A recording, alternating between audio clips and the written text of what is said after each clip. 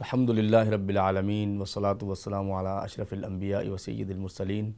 وعلی آلہ وصحبہ اجمعین۔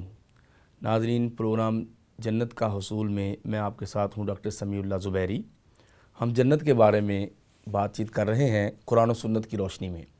کہ قرآن نے جنت کا تعارف کیسے کروایا ہے اور جنت میں جانے والوں کی خوبیاں بیان کی ہیں، جیسے تقوی،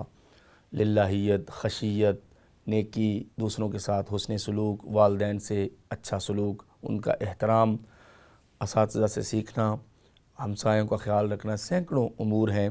جو آپ کو اللہ تعالیٰ کی بنائی ہوئی خوبصورت جنت کے اندر لے جائیں گے۔ آج کے پروگرام میں ہم جس موضوع پہ بات چیت کریں گے وہ ہے جنت اور اہل جنت کی خوبیاں۔ جنت کیسی ہے، اس کے اندر کون سی خوبصورتیاں ہیں اور کون سے سامان اللہ تعالیٰ نے ہم لوگوں کے لیے تیار کر رکھے ہیں، جن کو اللہ تعالیٰ کہتا ہے کہ مسلمان ہو، مومن ہو، میرے نبی سے پیار کرنے والے ہو اور ان کے اسوہ حسنہ پہ عمل کرنے والے ہو اور میری بات کو سن کے اس کو سمجھتے ہو اور میری آیات پہ اندھے اور بہرے ہو کے گر نہیں پڑتے، لم یخروا علیہا صما وعمیانا، بلکہ ان آیات کو غور سے سنتے ہو، تو وہ جنت ہے۔ نبی کریم صلی اللہ علیہ وسلم نے جنت کا بہت سے طریقوں سے تعارف کروایا ہے۔ اصل بات یہ ہے کہ حدیث شریف کو جب تک ہم قرآن مجید کے ساتھ نہ رکھیں، قرآن مجید اپنے اجمالی کیفیت سے باہر نہیں آتا۔ قرآن مجید کی جو ایک کنسائز چیز ہے اس کی ڈیٹیل حدیث ہے۔ پیغمبر علیہ السلام نے فرمایا کہ جنت کے 8 دروازے ہیں، اس میں نماز کا ہے، روزے کا ہے، اور اس میں صدقات کا ہے، اس میں جہاد کا ہے، اور اس میں الوالد اوسط ابواب الجنہ، والد کے نام پہ دروازہ ہے، اور اسی طرح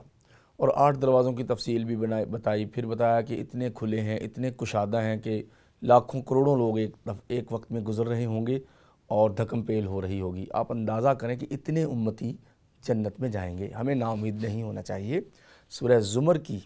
آیت یاد رکھیں جس کے بارے میں حضرت عبداللہ ابن مسعود نے فرمایا تھا کہ ارجا آیت فی القرآن، وہ آیت جو قرآن مجید میں سب سے زیادہ ہوپ فل ہے، فل اپ ہو، جو آپ کو امید دیتی ہے، وہ آیت اس طرح یا عبادی الذین اسرفوا علی انفسہم لا تقنطوا من رحمت اللہ ان اللہ یغفر الذنوب جمیعا، کہ اے میرے بندو، وہ بندے جنہوں نے اپنی جانوں پہ ظلم کر لیا ہے، غلطی کر لی ہے، زیادتی کر لی ہے، کوئی غلط بات کہہ دی ہے، کوئی تانا دے دیا ہے،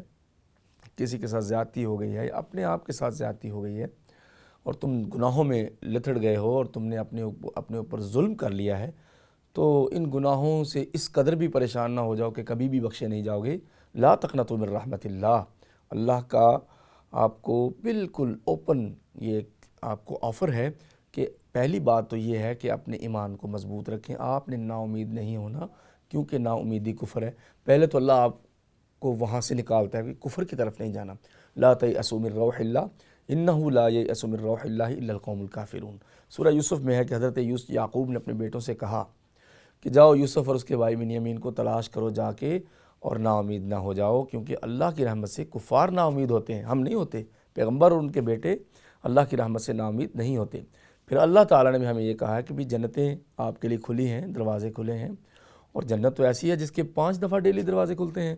اور ہر نماز کے ساتھ حی علی الفلاح، حی علی الصلاح، نماز کی طرف آؤ، کامیابی کی طرف آؤ۔ تو کامیابی کیا ہے؟ فمن زحزح عن النار وادخل الجنۃ فقد فاز، جو جہنم سے بچ گیا، بچا لیا گیا اور جنت میں بھیج دیا گیا، وہ کامیاب ہے۔ لہٰذا وہ آفر ہے کہ لا تقنطوا من رحمت اللہ، اللہ کی رحمت سے نا امید نہ ہونا۔ اور آپ کو یہ بھی پتہ ہے کہ قرآن مجید میں اللہ تعالیٰ نے فرمایا ہے کہ یہ وہ لوگ ہیں، کچھ متقی لوگوں کا ذکر کیا اور فرمایا کہ یہ وہ ہیں جو اللہ کی رحمت میں ہوں گے، مطلب کہ اللہ کی جنت میں۔ جب کہا کہ اللہ کی رحمت سے نا امید نہ ہونا تو رحمت جنت ہے، جس طرح وما ارسلناک الا رحمۃ للعالمین، پیغمبر علیہ السلام بھی اللہ تعالیٰ کی رحمت ہے، اسی طرح جنت بھی اللہ تعالیٰ کی رحمت ہے۔ اور اتنی مزے کی ایک حدیث ہے،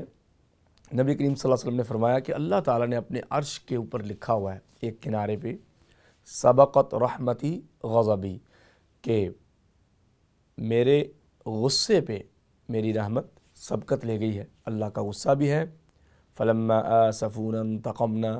قرآن کہتا ہے جب اس قوم فرعون نے، آل فرعون نے ہمیں غصہ دلا دیا تو ہم نے انتقام لے لیا۔ اللہ کا غصہ بھی ہے، ہم جیسا نہیں ہے، وہ بے نیاز ہے، بے مثال ہے، لیس کمثلہ شیء،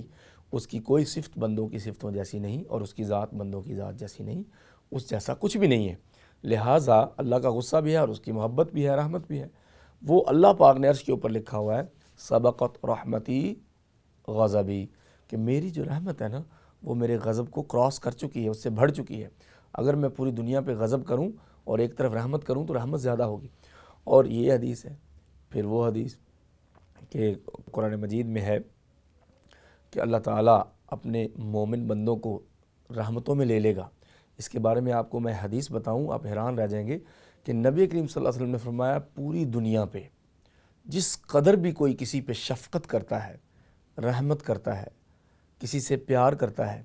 محبت دیتا ہے، کسی کی طرف لپکتا ہے، کسی کو چاہتا ہے، حتیٰ کہ ایک جانور اپنا پاؤں اٹھا لیتا ہے کہ میرا چھوٹا سا بچہ میرے پاؤں کے نیچے آ کے زخمی نہ ہو جائے، وہ ساری نیکیاں، شفقتیں، محبتیں اور چاہتیں ملا لیں تو اللہ کی ایک رحمت بنتی ہے۔ اور اللہ کی رحمت 100 ہے، 100 حصے ہیں۔ ان للہ مئۃ رحمہ، اللہ کی رحمتیں 100 ہیں، ان میں سے ایک پوری کائنات میں تقسیم کی ہے اور 99 مومنوں کو دینے کے لیے قیامت کے دن کے لیے رکھی ہیں۔ اس کے بعد بھی کوئی مومن نا امید ہو سکتا ہے، سوال ہی پیدا نہیں ہوتا۔